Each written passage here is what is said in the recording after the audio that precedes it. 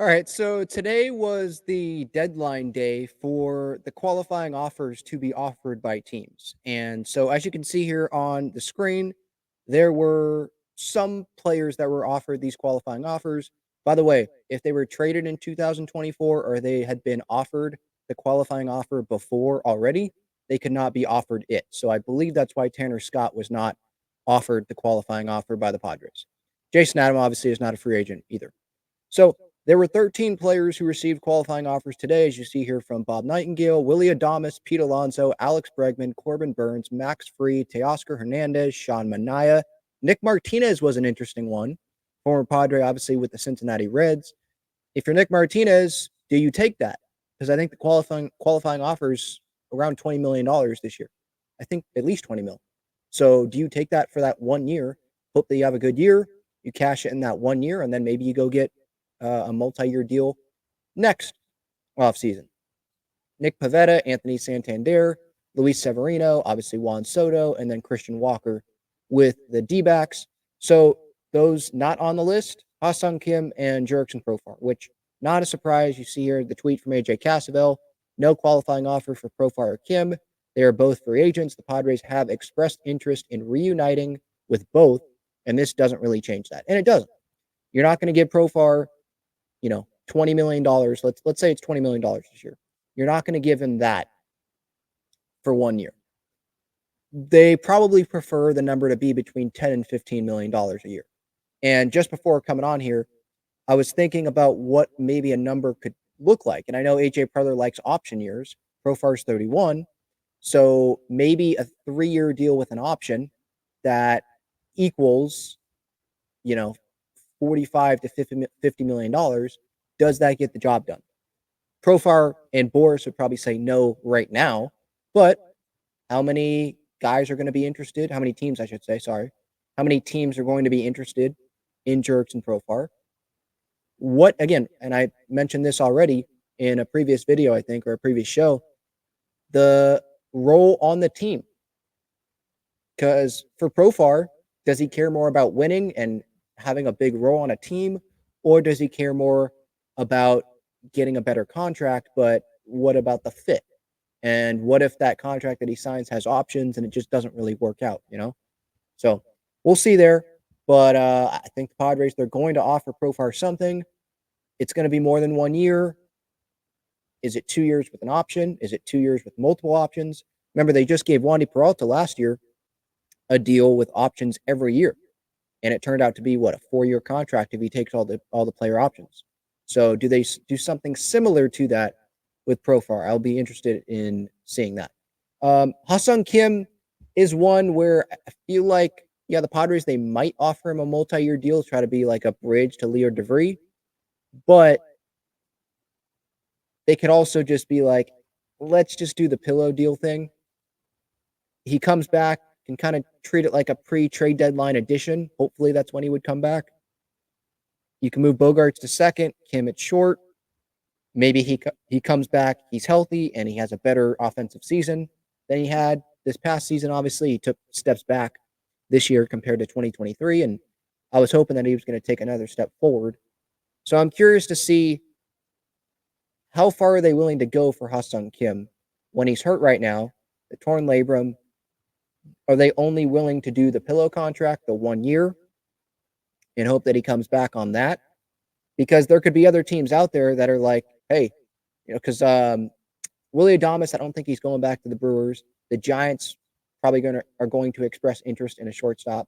We'll see about the Dodgers situation. There are teams out there that will express interest, I would imagine, in Ha-Seong Kim.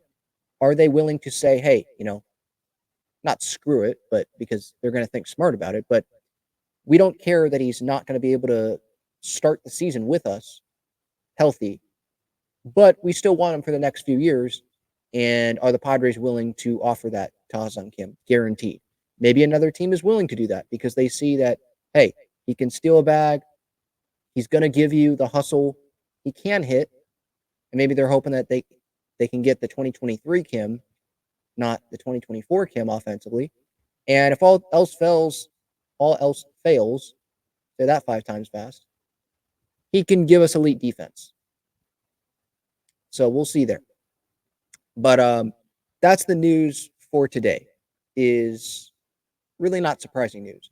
No qualifying offers, nothing to Profar, nothing to Kim. That doesn't mean that they're just going to let them go sign with someone else. They're going to be interested in those guys.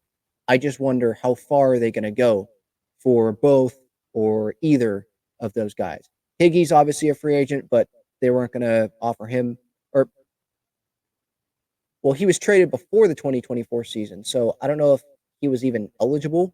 I didn't see Higgy's name brought up today, so I'm not sure if he was even eligible for a qualifying offer. But yeah, those were the two names that were brought up that the Padres did not offer to, which again, not a surprise. I'm actually surprised kind of that Nick Martinez got a qualifying offer, I think, from Cincinnati. But all the other names, not surprised. Adames, I mean, the Brewers know that he's not going to be there, so they want to get the draft pick there. But yeah. And then something else I wanted to hit on. I saw Ken Rosenthal on his Fair or Foul Territory show, part of the Fair Territory Network. He discussed Roki Sasaki and was talking about the Dodgers being heavy favorites if Sasaki ends up being posted. Here is this audio. The suspicion is, among many in the industry, almost everyone in the industry, that if this guy is posted, Roki Sasaki becomes available, the Los Angeles Dodgers will be heavy favorites to sign him. And can you imagine what that team would mean in Japan then? It already has Shohei Ohtani, Yoshinobu Yamamoto. To get Sasaki as well, it would be even more so Japan's team.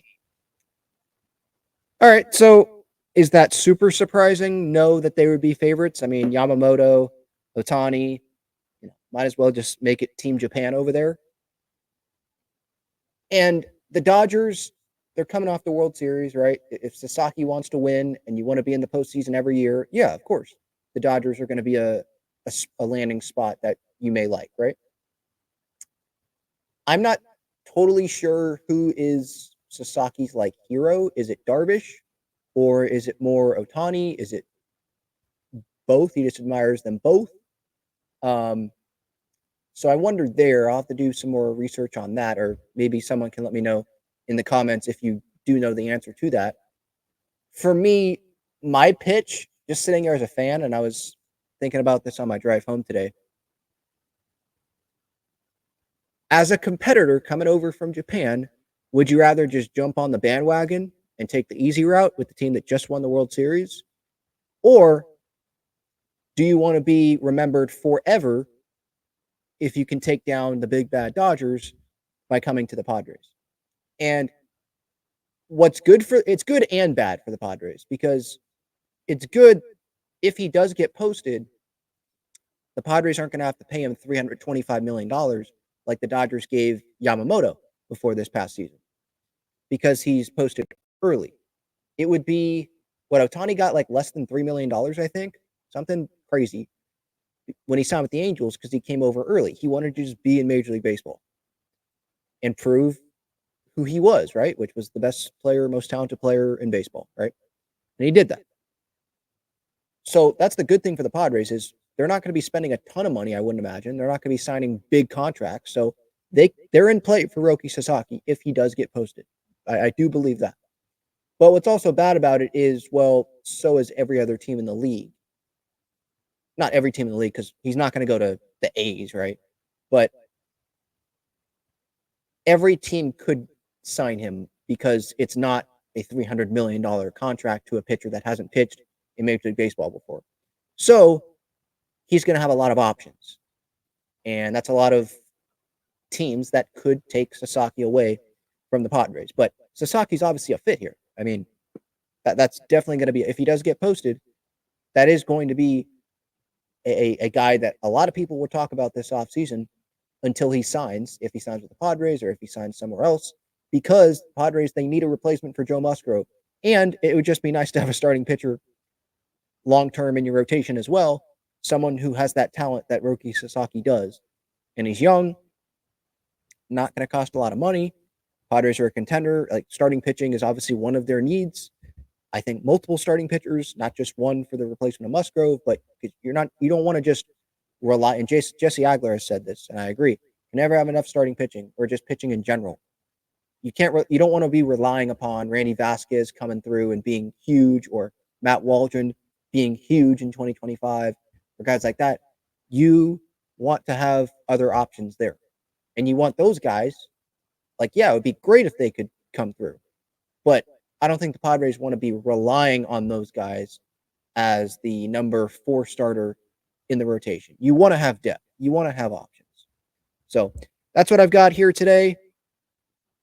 The GM meetings are, I believe, underway in San Antonio. We'll see if we hear anything. I believe AJ Preller is going to speak to the media at some point because it's the GM meetings, and there's usually a day where the National League GMs speak to the media and the AL GMs speak to the media. So I'm sure that there will be something to talk about here this week during GM meetings. But obviously, the bigger event, the GM meetings, is more like talking about league issues and maybe setting the table for stuff.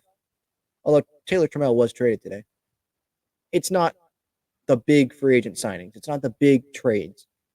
That's more winter meetings or shortly after the winter meetings, like last year when the Padres traded Soto to the New York Yankees.